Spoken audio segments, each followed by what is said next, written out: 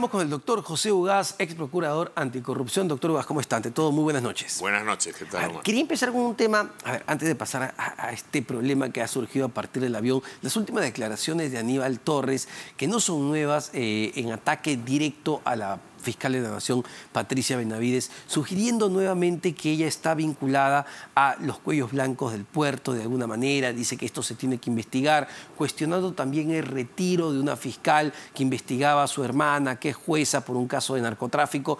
Entonces, en algunas apariciones o ataques que lanza el Premier, vemos que vincula estas dos ideas, ¿no? Cuellos blancos del puerto, narcotráfico, sobre la fiscal de la Nación, que es la que dirige la investigación en torno al presidente de la República. ¿Es una estrategia de deslegitimar la investigación o son también, como algunos lo señalan, preocupaciones razonables de lo que viene ocurriendo en el Ministerio Público? Yo creo que para un ciudadano común, efectivamente las decisiones que tomó la nueva fiscal de la Nación en algunos casos fueron sorprendentes. Sabemos que el Ministerio Público está atravesado por una serie de rivalidades y hemos visto pugnas públicas en medios de comunicación entre grupos de fiscales, y creo que de alguna manera el cambio de administración significó la remoción de algunos que eran, digamos, del grupo contrario, ¿no? Y han salido fiscales muy respetables como el doctor Almanza, por ejemplo, que tenía nada menos que el caso de los Sánchez Paredes, que tiene muchísimos años de investigación, y que cambiar al fiscal que está a cargo de ese caso evidentemente genera un desajuste. Y está el tema, yo diría un poco antiestético, de la hermana de la fiscal de la Nación involucrada también, o las hermanas en investigaciones. Sin embargo, por ejemplo, ese caso ha pasado a manos del doctor Alcides Chinchay, que es un fiscal supremo de reconocida trayectoria, intachable y sin duda alguna fuera de cualquier sospecha. Entonces creo que estos movimientos se han debido más bien a soluciones internas de pugnas previas, pero generan efectivamente una preocupación sobre lo que puede haber ahí, sobre todo habiendo hermanas de la fiscal de la Nación comprometidas en esas investigaciones. Bueno, al menos le han dado material al gobierno para justamente poder dirigir los ataques. Sí, lo que quería decir es que eso, que puede tener efectivamente una razón administrativa, como ha justificado la fiscal de la Nación en términos de productividad, no avance de investigaciones, etcétera, creo que se pudo manejar mejor en un momento de alta sensibilidad. Sin embargo, que el señor Torres venga a ser el cuestionador de la honorabilidad de la fiscal de la Nación y a decir que esto evidencia que ella está vinculada o estaría vinculada a los cuellos blancos, la verdad que llama risa. Porque es claro que ahí lo que se está buscando es descalificar a la fiscal para las investigaciones que está haciendo respecto del presidente de la República y otros connotados miembros de este gobierno. ¿Y quién lo hace? Lo hace el Premier Torres, que destituyó de manera arbitraria al Procurador General de la República porque se atrevió, cumpliendo con su deber, a promover una denuncia contra el presidente de la República. Destituyó a una funcionaria de su ministerio cuando ella quiso impedir que se haga un sesgo con la colocación de recursos para avisaje y promoción desde el Estado de ciertos temas, y ha venido cumpliendo. Se reunió con Pacheco en un vehículo de manera clandestina, ya cuando Pacheco era un sospechoso de haber incurrido en actos de corrupción, y hoy día ya se entregó a la justicia. Entonces, Torres no es pues la persona más calificada para venir a cuestionar la actitud del Ministerio Público, en particular de la fiscal de la Nación, y levantar un nivel de descalificación diciendo que ella sería parte de los cuellos blancos. Creo que esa imputación, ese tipo de arremetida no tiene ningún fundamento. A ver, pero igual, solo para terminar con el tema de la fiscal de la Nación, genera preocupación que alguien como Walter Albán, que ha sido defensor del pueblo, también a la República le diga que la fiscal Benavides es indigna del cargo y desacredita todo el buen trabajo del Ministerio Público. ¿Llega a ese nivel de desacreditar, digamos, investigaciones que vienen avanzando de manera acelerada y a pie firme? Como le dije al inicio, creo que han habido estas movidas dentro del Ministerio Público que han generado cierta suspicacia en general. Hace 2 semanas hemos visto coincidentemente a medios de comunicación serios sacando notas sobre el tema de la fiscal de la Nación, a un exfiscal como Víctor Cubas haciendo referencia a una serie de hechos, pero eso es muy distante a decir que la fiscal no está en condiciones de conducir una institución que a su vez está llevando adelante investigaciones muy importantes respecto del presidente y del gobierno. Y ahí le pregunto, ¿no? Para entrar al fondo, el presidente tiene, a ver si la memoria no me falla, 6 investigaciones, 6 carpetas fiscales abiertas, en 4 de ellas por ser la supuesta cabeza. La séptima, ¿no? Y se va por la séptima, pero en 4 de ellas por ser la cabeza de organizaciones criminales que el Ministerio Público ha descrito, diseñado e identificado a cada uno de sus miembros. Esa investigación es sólida desde su punto de vista el trabajo que viene haciendo la fiscal Marita Barreto, que lidera el equipo especial de fiscales, con apoyo de la policía, que lidera o que coordina el coronel Harvey Colchado. Digamos, ¿tienen argumentos sólidos, bases sólidas para seguir avanzando? Yo creo que los cuestionamientos que pueden haber a ciertas decisiones que al inicio de su gestión tomó la fiscal de la Nación, la actual fiscal de la Nación, que dicho sea de paso, con tantos años en el Ministerio Público no ha tenido cuestionamientos ni sospechas en su ejercicio fiscal, no pueden llevar ipso facto a un cuestionamiento de las propias investigaciones. Marita Barreto es una fiscal que ha investigado, creo que con una persistencia y una capacidad técnica importante al clan Orellana, una investigación sumamente compleja, y creo que lo llevó a un punto donde pudo demostrar la tesis de la Fiscalía respecto de los hechos delictivos. Y así como ella, hay otros fiscales que vienen llevando adelante estas investigaciones. Entonces, decir que porque hubo hay estos cuestionamientos a unas decisiones de cambios originales del Ministerio Público, eso invalida la capacidad del Ministerio Público para llevar adelante estas investigaciones, no tiene sentido, sobre todo cuando existen colaboradores eficaces que han aportado evidencia que está siendo corroborada. Pensemos en el caso de la red criminal que integraría el presidente de la República con el exministro Heiner Alvarado. Ajá. Hay una viceministra que está declarando, y lo hemos escuchado todos en los medios de comunicación, cómo es que este señor, a través de Marrufo y otros integrantes de ese entorno, venían de alguna manera direccionando obras del Estado desde el Ministerio de Vivienda. Hemos escuchado ya desde Karelyn López, que ahora nos parece mucho tiempo atrás, pero luego de ella han venido otros colaboradores, incluso el mismo Pacheco, señalando directamente con pelos y señales cómo es que han venido operando para la asignación de estas obras. Hoy hay personas detenidas, y para haber llegado a ese punto, esto implicaría pues una suerte de conspiración del Poder Judicial con el Ministerio Público para generar investigaciones falsas, cuando lo que es evidente es que existe mucha prueba a estas alturas de esas investigaciones que confirmarían las sospechas de la teoría del caso del Ministerio Público. Y sobre ese punto, ¿no? A veces escuchamos de parte de la defensa legal y política del presidente de la República que solo estamos frente a dichos. Incluso el propio premier Torres ha sugerido que a los colaboradores se les compra, se les presiona para que declaren lo que declaran. Pero aquí hay más que dichos. Aquí, y me parece, se ha identificado incluso la ruta del dinero, al menos en el caso Anguía, porque, a ver, la propia Unidad de Inteligencia Financiera ha identificado estos pagos que hacían los hermanos de la primera dama a los ahora colaboradores Hugo y Angie Espino, que han presentado, como usted decía, ¿no?, corroborado con pasajes de avión, con boletos de hotel, que viajaban a Chachapoya, viajaban a los distritos de Cajamarca, que presionaban alcaldes. Es decir, no solo están los dichos, sino que, y esto entiendo que es importante en una investigación, la ruta de cómo se movía este dinero. Yo creo que respecto de esta organización y cómo ha operado, hoy hay bastante claridad. Hay un tema central que es la inmunidad del presidente, y hasta qué punto estas investigaciones van a poder llevar al Congreso a decir, bueno, ya esto es irrefutable y hay que tomar una decisión.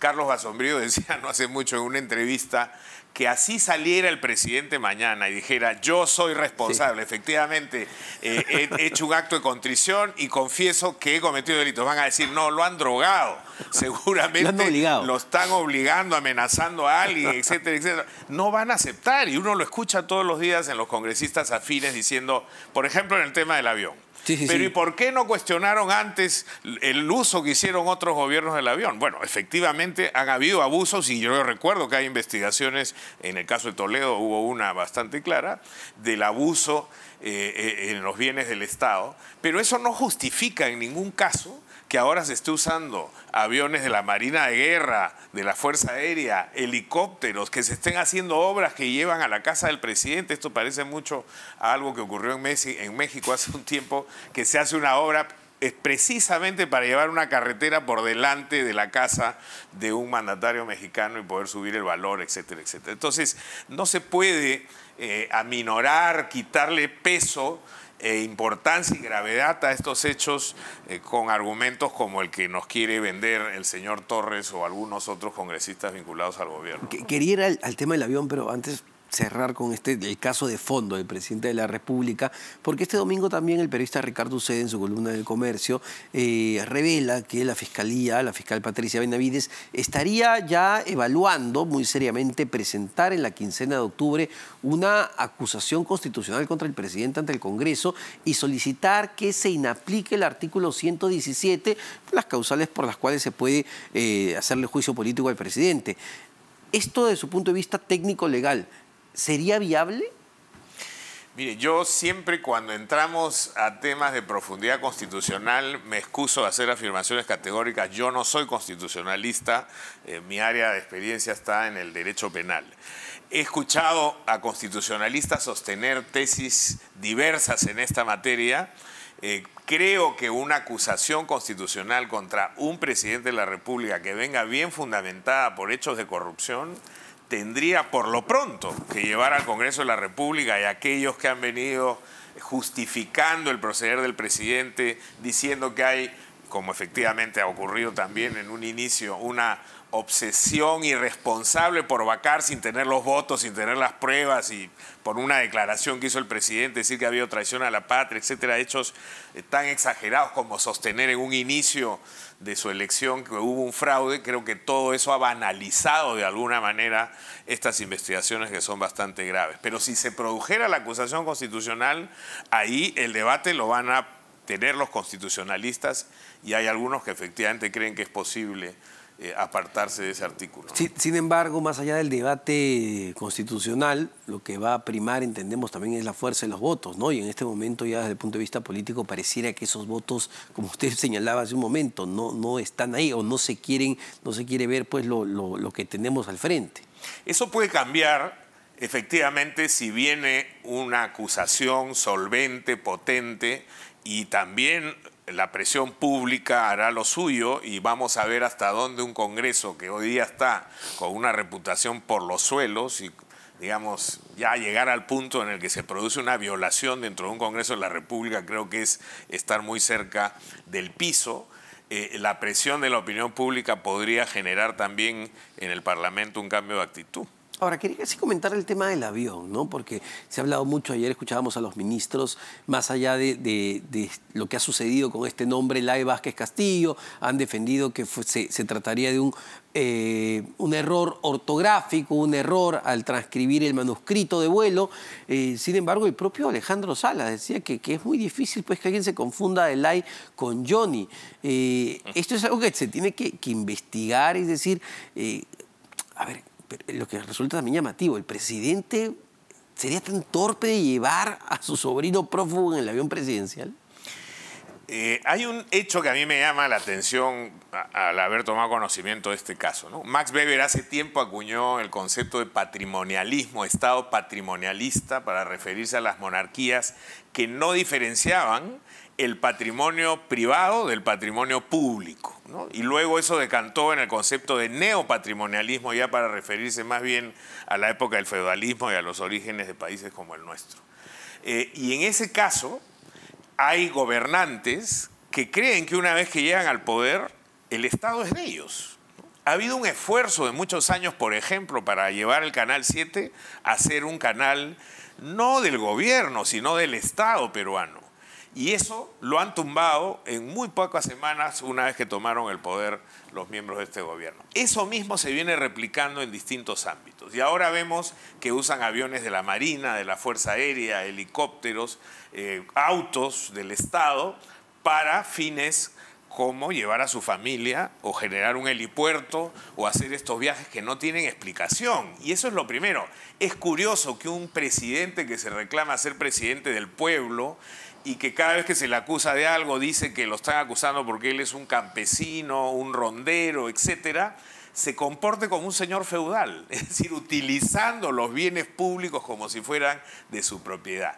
¿Qué tiene que hacer llevando a 8 o 10 parientes a un viaje que además no tiene hasta ahora una explicación razonable de Estado?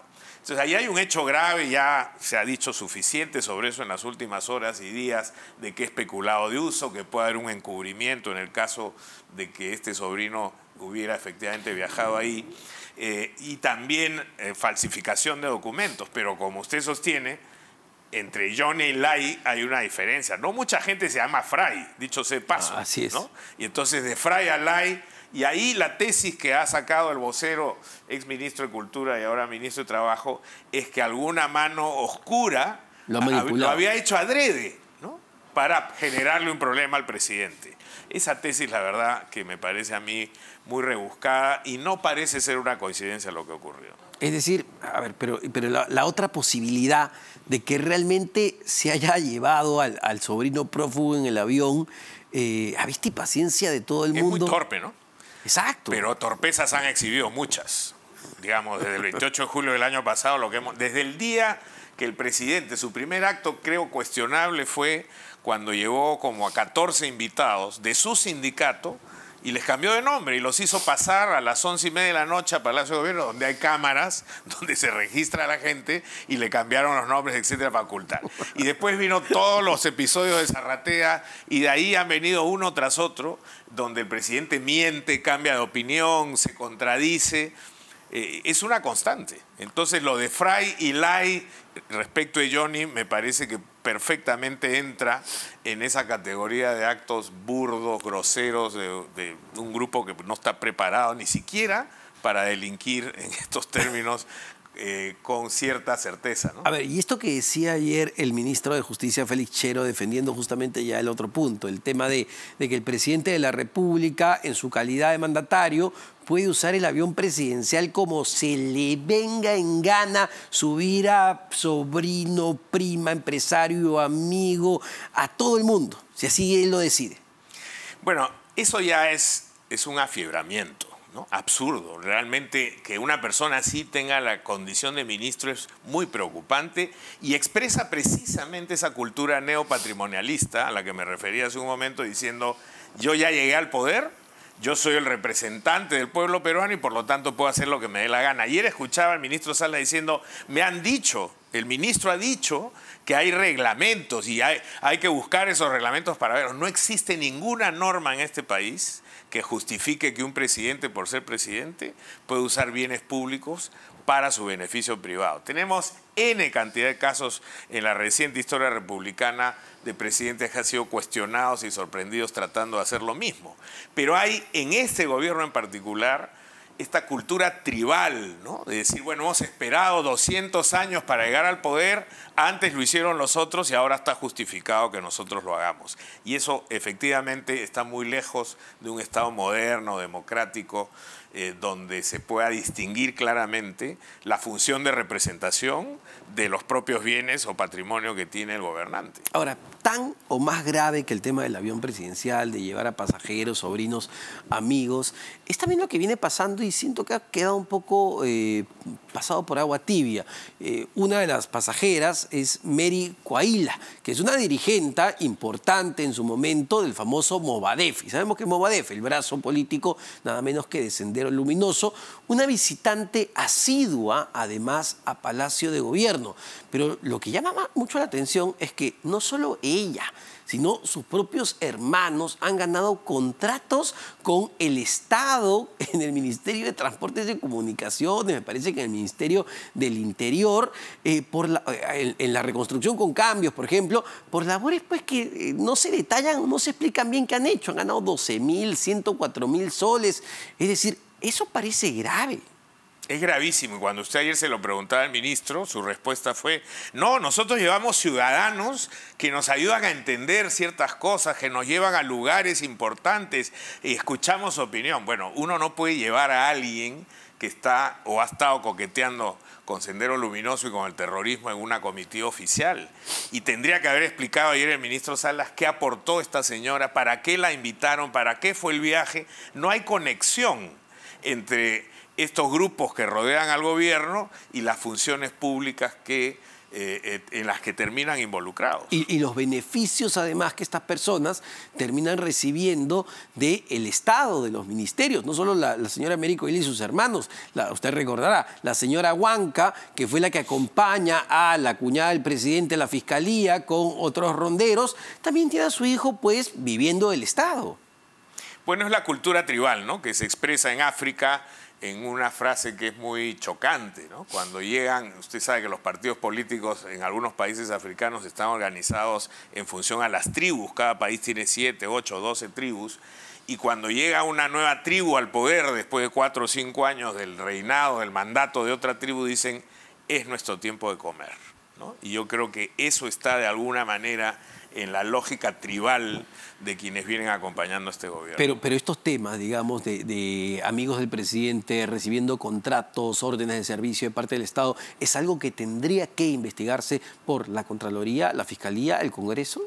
No solamente investigarse, eso tiene que ser materia de sanciones radicales. Contraloría acaba de levantar, fíjese esta otra contradicción, ¿no?, en una confabulación entre el presidente Castillo, su abogado, y el señor Torres, que hoy día tiene la desfachatez de acusar o generar sospechas sobre la fiscal de la Nación, destituyen de manera arbitraria al Procurador General de la República, Daniel Soria, diciendo que no tenía las condiciones para ser tal, porque la ley hablaba de X años de experiencia jurídica, no judicial, y Soria sin duda tenía experiencia jurídica, venía de haber trabajado en un área jurídica de la Defensoría. Pero eso no importaba, lo que importaba era sacarlo del camino porque se había atrevido a iniciar una denuncia contra el presidente. Doctor Ugas, le pido unos instantes, tenemos que irnos de inmediato con nuestro compañero Edgardo Reto, que habla el caso. Daniel Urresti, quien realiza este cierre de campaña en el distrito de Ate. Directo en directo, RPP Noticias. Muchísimas gracias, Edgardo, por la información. Estamos conversando con el doctor José Ugas, ex procurador anticorrupción. Y doctor Ugas, estamos hablando justamente de los temas más vinculados al ámbito nacional, lo que pasa con la Procuradora General de la República, la señora Carhuajulca, que fue nombrada por Soria. Pero quería un comentario sobre lo que acabamos de escuchar de uno de los candidatos, entiendo que está pues ahí expectante, Daniel Urresti. Y en general, ¿cuál es su comentario sobre esta campaña electoral? ¿Cómo ve el tema de las propuestas, escuchando todo lo que se anuncia para seguridad ciudadana? Quería terminar mi idea anterior nada más diciendo que hay una abierta contradicción en una destitución arbitraria del Procurador General de la República, diciendo que no está calificado, y ponen a esta señora, que hasta ahora no la conocemos, nunca ha hablado, que no cumple, según la Contraloría, con las condiciones para eso. Esta campaña es penosa. Yo creo que lo que hemos visto el domingo, y hay consenso en eso, ha sido un desastre. Y escuchar este tipo de discursos absolutamente populistas, queriendo generar una sensación de que va a haber seguridad inmediata por propuestas como esta de agarrar a 200 personas, es el efecto Bukele, ¿no es cierto?, que genera de alguna manera en El Salvador una suerte de tranquilidad pública, pero ya vemos todos los problemas que eso trae al lado. Y aparte que no es su competencia, es decir, entendemos que esa es competencia del Ministerio del Interior, ¿no? Claramente todos los candidatos están hablando como si fueran gobierno central, ofreciendo cosas que no están en la capacidad de los municipios. Y yo espero que hagamos un voto más responsable esta vez en la conducción de la ciudad, aunque lamentablemente pues la oferta de candidatos no es la mejor. Así es. Ahora, volviendo al tema del ámbito nacional, también se iba a ver el día de hoy el impedimento de salida del país de la primera dama Lilia Paredes, que también está incluida en esta organización criminal, al menos en una que establece la Fiscalía, nada menos que como coordinadora. El juicio o no sé si es un juicio, en realidad la audiencia se tuvo que postergar porque el abogado se encontraba en Europa. A ver, pero ¿qué posibilidades hay de que efectivamente le impidan salir a la primera dama? Bueno, las medidas alternativas a la prisión se justifican cuando hay elementos que permiten llevar al juez a la conclusión de que puede haber un intento de salir del país y por lo tanto, si esos elementos están, no conozco yo el expediente, probablemente se tome una medida de ese tipo que no es tan intensa como una privación de libertad, que es el caso de su hermana, pero sí podría aplicársele a ella, que siendo una primera dama es una medida restrictiva de alto impacto también, ¿no? Pero uno se preguntaría por qué efectivamente a la hermana le terminan dando 30 meses de prisión preventiva cuando en esta estructura de organización criminal que teje el Ministerio Público, la primera dama se encuentra por encima, se encuentra en un punto de coordinación directa con sus otros hermanos que funcionaban como especie de testaferros. Entonces uno diría, si le das prisión preventiva a ella, en este caso, ¿qué va a suceder? La prisión preventiva no está en función necesariamente a la gravedad del cargo, sino al peligro procesal en esencia, es decir, la evaluación, el pronóstico que hace el juzgador de que esa persona investigada en particular, independientemente de qué posición tiene en la estructura, puede o entorpecer el proceso o fugar. Y no hay que olvidar que la hermana menor, la que está hoy en prisión, efectivamente ha tenido un incidente en Palacio. Hasta ahora se está investigando si estuvo o no estuvo, si huyó, dio una dirección que no correspondía, tuvieron que ir a buscar la cajamarca, no estaba, etcétera, ¿no? Yo me imagino que ese elemento, sin duda, esos elementos han pesado en la decisión del juez. No conozco cuáles son los elementos con los que se cuenta respecto de esta señora. Perfecto, doctor. Igual esto se verá todavía el 10 de octubre, según lo que ha definido el juez el día de hoy. Muchísimas gracias, el doctor José Ugaz, ex procurador anticorrupción. Vamos a una pausa rápidamente. Venimos para conversar con Enrique Castillo, periodista y analista político.